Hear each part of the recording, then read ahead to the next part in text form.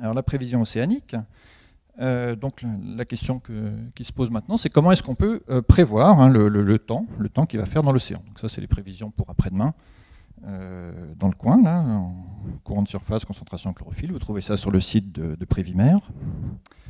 Alors comment ça marche? Au départ, on a justement des lois physiques, donc rien ne se perd, rien ne se crée, tout se transforme. Donc c'est toujours des lois de conservation, des trucs tout bêtes, conservation de la masse, pour l'océan, conservation du sel. Vous connaissez somme des forces égale masse fois accélération, les étudiants. Bon, voilà, donc ça c'est la conservation de la quantité de mouvement. Donc ces lois-là, on les connaît. Donc on va savoir les traduire en équations, et puis il faut rajouter des choses un petit peu plus spécifiques, alors des conditions limites, parce que l'océan il n'est pas isolé, au-dessus il y a l'atmosphère, il y a des rivières qui se jettent dedans, il y a des interactions avec le fond de l'océan ou avec les côtes. C'est en général ce qui est le plus difficile. Et puis il y a des aspects un petit peu spécifiques, comme les couches limites, les grands courants. Vous avez peut-être remarqué que les grands courants océaniques sont souvent le long des bords ouest des bassins océaniques, le Gulf Stream, etc. Donc il se passe des choses un peu spécifiques dans ce qu'on appelle ces couches limites. Bon, mais ça, donc les physiciens arrivent à les mettre en équation. Et puis on aboutit à un système assez compliqué qu'on appelle les équations aux dérivées partielles. Bon, ça veut dire en gros qu'on a des fonctions qui dépendent de plusieurs variables, x, y, z, les trois variables d'espace, ça dépend du temps. On a la vitesse, la pression, la salinité, la température. Et puis on a des lois d'évolution qui nous traduisent mathématiquement comment ces machins-là doivent évoluer dans le temps. Alors c'est pas très simple à résoudre malgré tout. C'est même complètement hors de portée. Et donc ce qu'il va falloir faire, c'est renoncer à les résoudre finalement, et par contre essayer de les approximer. C'est exactement comme Lara Croft tout à l'heure. C'est absolument impossible de simuler totalement son mouvement, mais par contre je vais faire un quadrillage, et puis je vais me contenter de calculer l'évolution de la vitesse, de la température, de la salinité, de la pression, sur, disons, un point dans chaque cube de mon quadrillage. Donc voilà, on va finalement mailler le domaine, remplir notre océan par des petits cubes, et calculer toutes ces variables, une par petit cube, et régulièrement dans le temps. Alors par exemple, dans le modèle de Météo France qui vous donne des prévisions tous les jours, actuellement, leurs petits cubes, ils font 2,5 km par 2,5 km, et puis ils calculent l'état de l'atmosphère toutes les 15 secondes. Ils font des prévisions comme ça sur 48, 72, 96 heures.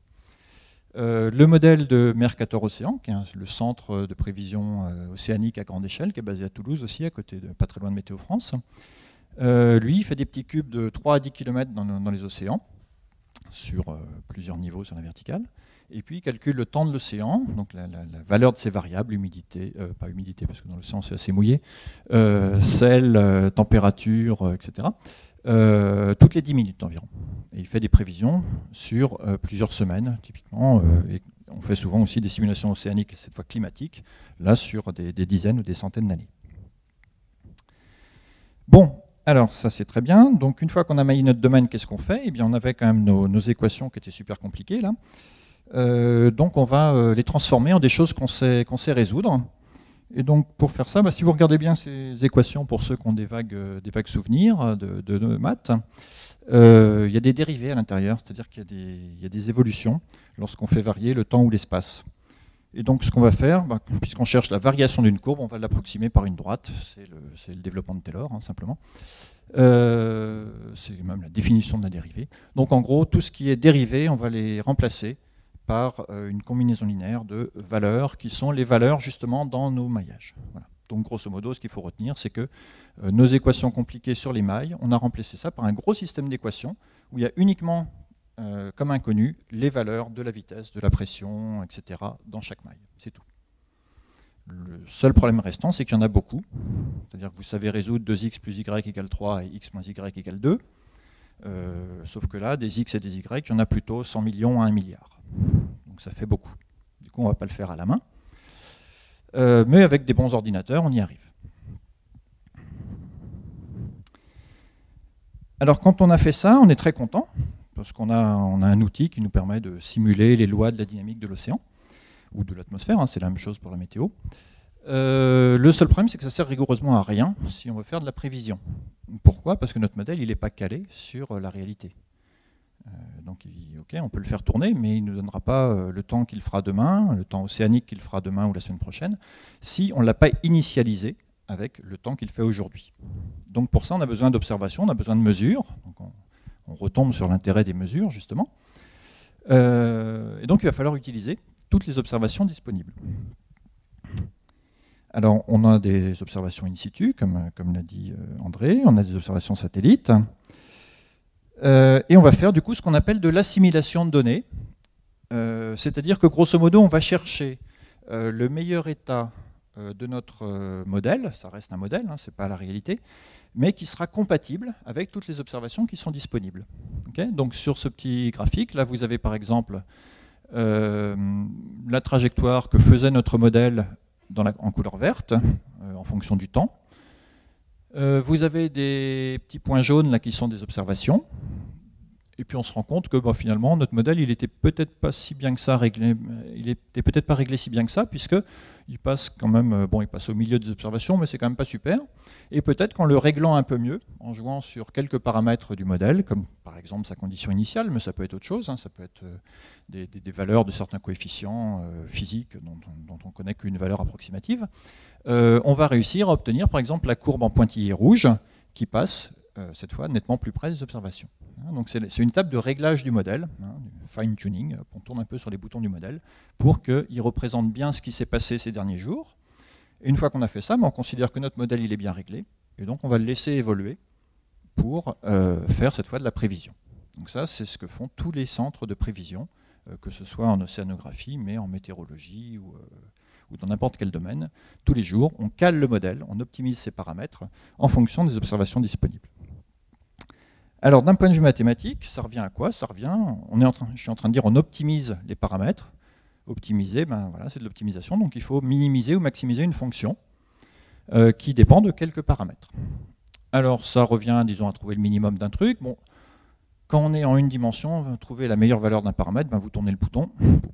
Il y a un moment, on regarde à droite. Si je regarde à droite, ma fonction a tendance à monter. Moi, je voudrais, c'est la faire descendre. Bon, du coup, je regarde à gauche. Ah bah oui, si je baisse la valeur du paramètre vers la gauche, dans ce cas-là, je vais descendre et ce sera mieux. Bon, ça, c'est facile. Quand on est en deux dimensions, on voit bien que, ok, on peut encore y arriver. On peut à peu près trouver comment descendre dans une espèce de bol pour trouver le fond. Le problème, c'est qu'il faut faire ça de façon automatique, parce que, évidemment, on ne va pas se reposer la question tous les jours. Donc, il faut que ce soit un ordinateur qui fasse ça automatiquement. Et la difficulté, c'est que là, on ne va pas fixer un ou deux paramètres. On va fixer, par exemple, la condition initiale du modèle, qui vit donc dans un espace de dimension 100 millions ou 1 milliard. Donc, du coup, à dessiner, c'est un peu plus compliqué pour moi. Donc, je ne l'ai pas fait. J'ai mis un gros point d'interrogation. Et à minimiser de façon automatique, c'est je vais rester poli, mais c'est un truc pas possible. Donc c'est très très compliqué. D'autant plus que notre fonction, elle n'est pas du tout, la fonction qu'on veut minimiser, dont on veut trouver la valeur la plus petite, elle n'est pas du tout gentille comme ça, mais elle ressemble plutôt à quelque chose comme ça, en 2D. Donc il y a des tas de minima et de maxima locaux partout. Elle n'est pas du tout régulière. Et donc c'est le bazar le plus complet. Et donc il y a pas mal d'études au niveau mathématique qui sont liées à ce qu'on appelle de l'optimisation pour justement essayer de progresser. Et ça c'est notamment une source importante d'incertitude dans les prévisions qu'on a. C'est qu'on n'est pas sûr chaque jour quand on règle le modèle d'être tombé sur le bon minimum. Donc voilà. On sait que le modèle est pas trop mal calé par rapport aux observations, mais peut-être qu'on pourrait faire mieux, mais on n'est pas sûr d'être dans le bon minimum. Donc c'est un sujet de recherche encore très actuel. Voilà, donc on a un modèle. Il sait faire de la prévision maintenant parce qu'on l'a bien calé.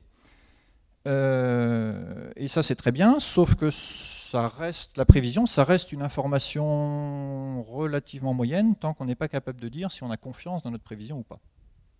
C'est le fameux indice de confiance que donne Météo France maintenant tous les jours depuis 2-3 ans, hein, dans une échelle de 1 à 5, voilà. Donc on sait un peu plus à quoi s'en tenir, quoi. Donc pourquoi est-ce qu'il y a des incertitudes? Pourquoi est-ce qu'on n'a pas forcément confiance dans notre prévision? Je vous l'ai expliqué, le modèle il a plein d'incertitudes, c'est lui-même une approximation des lois physiques, une approximation numérique de lois physiques. Les lois physiques sont elles-mêmes une approximation de la réalité, et en plus derrière tout ça on fait des tas de calculs d'optimisation dont on n'est pas sûr d'avoir trouvé les bonnes valeurs, quoi, les bons minima. Donc du coup c'est pas étonnant. Et en plus, lorsqu'on travaille en météorologie, en océanographie, on a une particularité des systèmes sur lesquels on travaille, c'est la notion de chaos. Parce qu'on dit que le système est chaotique, c'est-à-dire que une petite incertitude au départ peut mener à des choses assez différentes au bout d'un certain temps.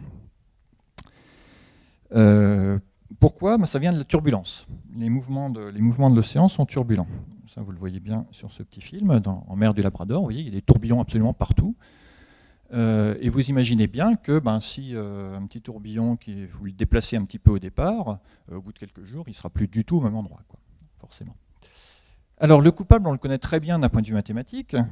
Si je revenais sur les équations là, de tout à l'heure, juste pour le plaisir, parce qu'on a des classes prépa, voilà. Vous avez un joli terme, là, le deuxième terme, derrière du dt, vous avez U grade U ou U grade V. Ça revient, c'est donc un terme qu'on appelle non linéaire. Voilà. Ça revient à avoir f fois f' fois la dérivée dans les équations. Alors, du coup, c'est tout bête. Si vous faites f égale sinus x, quand vous avez un sinus dans une équation, sa dérivée, ça vaut cosinus. Vous faites f fois f', ça fait sinus x fois cosinus x, c'est-à-dire 1 demi de sinus 2x. Ça veut dire quoi? Ça veut dire que si vous avez des phénomènes qui existent à une certaine échelle, des tourbillons océaniques, des cyclones dans l'atmosphère, vous les mettez dans vos équations, automatiquement, vos équations vous produisent des trucs de taille 2 fois plus petite. Et évidemment, qui eux-mêmes vont produire des trucs de taille encore 2 fois plus petite, etc. etc. Et c'est pour ça qu'on a des tas de tourbillons à toutes les échelles. C'est le phénomène de turbulence. C'est ce qu'on appelle la cascade d'échelle ou la turbulence. Et donc, d'un point de vue mathématique, ça s'explique très très facilement. C'est très bête. D'un point de vue de la prévision, c'est une catastrophe. Alors, vous avez tous entendu parler d'effet papillon. Le monsieur qui a théorisé ça, c'est Edward Lorenz. C'était un météorologue et mathématicien. Et c'est lui enfin, c'est même pas lui d'ailleurs. À propos de lui, finalement, qu'on a parlé d'effet papillon, c'est même pas lui qui a inventé le mot effet papillon. C'est un organisateur de conférences en 72 ou 73. Lorenz n'avait pas renvoyé le titre de sa conférence à temps, un peu comme moi là aujourd'hui. Donc on m'a proposé, c'est Bertrand, je crois, qui avait donné le titre à ma conférence. L'organisateur de la conférence a intitulé son exposé Un battement d'aile au Brésil, d'un papillon au Brésil, peut-il provoquer une tempête au Texas? Et c'est devenu l'effet papillon. Alors, qu'est-ce qu'il a montré, Lorenz? En fait, il a simplifié à l'extrême les équations de la météo. Il a cherché pendant des années, des mois, comment simplifier, trouver des trucs qui étaient très simples à étudier, mais qui gardaient quand même l'essentiel de la physique, quoi, au moins du comportement mathématique des choses. Et il a proposé, notamment, il en a proposé tout un paquet par la suite, mais le premier petit modèle qu'il a proposé, c'est le petit modèle qui est en haut à droite. Donc, c'est 3 équations très très simples, des équations différentielles ordinaires, toutes bêtes, dont les solutions sont du coup des arcs paramétrés pour les classes prépa. Simplement, elles ont une particularité, c'est qu'elles sont non linéaires, comme justement les équations de la physique. Et si on s'amuse à simuler ce petit système et à regarder comment ça se comporte, eh bien vous avez des comportements comme celui-là, où on démarrera d'ici, la trajectoire. Donc là, c'est une vue en 3D, je ne sais pas si vous voyez bien. Ici, on a une trajectoire bleue, une trajectoire rouge, qui sont quasiment identiques au départ. Il y a un pouillème près, c'est les mêmes. Et on simule le truc, on simule les solutions. Et on s'aperçoit assez rapidement, alors il faudrait que je vous montre l'animation, peu importe, que, voilà, vous voyez, il y a des lignes bleues, des lignes rouges, en fait. C'est-à-dire qu'au bout d'un certain temps, les 2 trajectoires vont bifurquer totalement l'une de l'autre, alors qu'elles étaient extrêmement proches au départ. Ça, c'est ce qu'on appelle l'effet du chaos, justement. Une petite erreur initiale peut provoquer des comportements très différents au bout d'un certain temps. Ça, c'est une première chose. Mais ce qu'a montré Lorenz surtout, et c'est ça qui est beaucoup plus intéressant, c'est que le chaos, certes, mais en fait, pas n'importe comment quand même. C'est-à-dire que toutes nos solutions, vous voyez, elles sont regroupées sur 2 espèces d'ailes de papillon. Justement, ça aussi, ça a participé à... Cette figure-là a participé aussi beaucoup à la notion d'effet papillon, parce que ce truc-là ressemble à un papillon. Elles sont dans le cube XYZ, elles sont regroupées, ces trajectoires, autour de ces espèces d'ailes de papillon, là, qui sont donc ce qu'on appelle des variétés affines en 3D, bon bref. Donc finalement, il y a un ordre qui est caché derrière le chaos. Ce qui fait penser finalement beaucoup, un peu, enfin oui, c'est quand même à la loi des grands nombres, à ces espèces de, voilà, ce qui est incertain pour une réalisation est en fait tout à fait certain pour un grand nombre de réalisations, ou sur toute une longueur de trajectoire. Alors, c'est ce qu'on appelle la théorie des systèmes dynamiques, en fait, qui fait ça. Il y a un excellent film qui a été fait là-dessus, qui est disponible sur ce site internet, où les choses sont expliquées. Il y a plusieurs chapitres et c'est expliqué de façon très très limpide, avec des animations vraiment sympas. Donc je vous encourage à aller le voir. Voilà. Donc, comment est-ce qu'on fait en pratique, du coup, pour tenir compte de cet effet chaotique? Eh bien, on va multiplier, finalement, les prévisions. C'est-à-dire qu'on va jouer sur ce qui est un petit peu incertain dans notre modèle, et au lieu de prendre une condition, une estimation de l'état présent, et puis de simuler, de prévoir la suite à partir de là, on va prendre finalement 20, 30, 50 estimations de l'état présent, un petit peu différentes les unes des autres en fonction des incertitudes qu'on a. On va lancer ces 30, 40, 50 prévisions, et on va obtenir du coup tout un ensemble de prévisions. Donc c'est ce qui est symbolisé ici. J'ai plusieurs estimations de l'état initial, et je vais faire mes simulations comme ça. Et finalement, je verrai après, suivant si les estimations sont toutes regroupées, si les prévisions sont toutes regroupées ou pas, ou au contraire si elles sont très dispersées, si je dois avoir confiance ou non dans mes prévisions. C'est exactement l'indice de confiance de Météo France. Donc Météo France actuellement fait 22 simulations comme ça chaque jour. Donc si sur les 22 simulations, il y en a 21 qui disent qu'il va pleuvoir sur Plérin après-demain, il va donner un indice de confiance très fort. S'il y en a 10 qui disent qu'il va faire beau, 12 qui disent qu'il va faire mauvais, l'indice de confiance, il sera vraiment pas bon. Donc c'est une façon d'estimer donc la confiance, l'incertitude. Ça reste extrêmement limité, ce truc-là, parce que je vous ai dit que des degrés de liberté, on en a des centaines de millions ou des milliards. Mais voilà, on ne peut pas se permettre de faire des centaines de millions ou des milliards de simulations, donc il va falloir choisir d'en faire 20 ou 30. Donc comment est-ce qu'on les choisit, ces 20 ou 30 simulations? Là aussi, c'est vraiment des domaines de recherche en mathématiques actuellement. Donc il y a des tas de méthodes statistiques, des tas de méthodes liées aussi à la théorie des systèmes dynamiques, justement, dont on a parlé tout à l'heure avec Lorentz, qui permettent d'essayer de prendre finalement les états initiaux qui seront un peu les plus éloignés les uns les autres, de façon à donner un maximum d'informations sur ce qui va se passer après, sur les possibilités, sur le champ des possibles. Donc on essaye en gros de rentabiliser au mieux les quelques simulations qu'on peut se permettre de faire.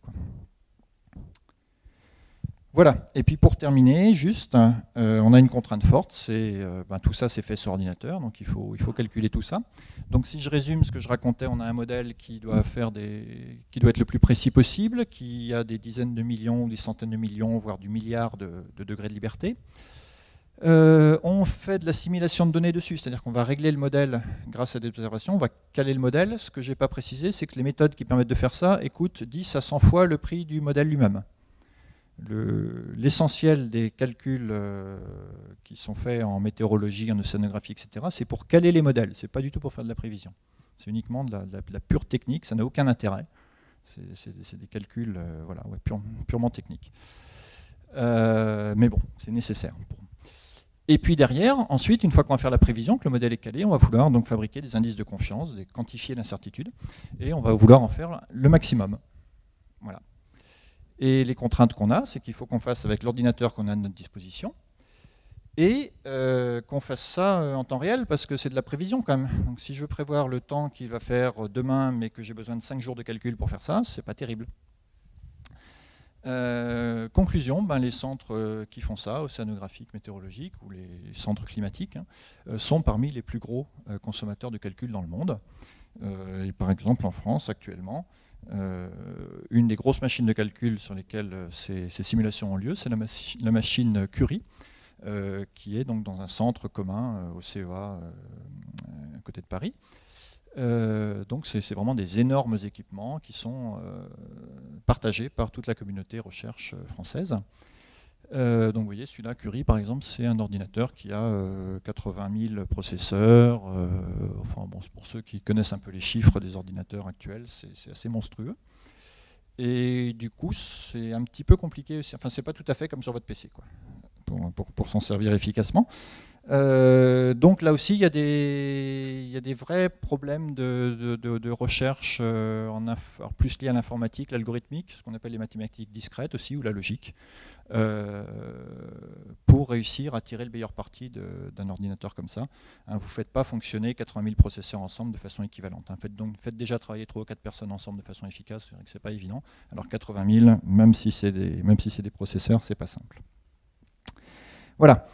Donc je m'arrête là, juste pour résumer. Donc c'est ce que j'ai essayé de faire passer un petit peu comme idée, hein, c'est que finalement la prévision météorologique, océanographique, etc., c'est quelque chose de très très pluridisciplinaire, avec beaucoup de mathématiques à l'intérieur, même si on ne les voit pas forcément, et en fait beaucoup de mathématiques très très vivantes, hein, tout à fait récentes. Il y a encore plein de sujets de recherche actuellement. Il y a des équipes de mathématiciens partout dans le monde qui bossent là-dessus pour essayer d'améliorer les choses. Et il reste plein de défis.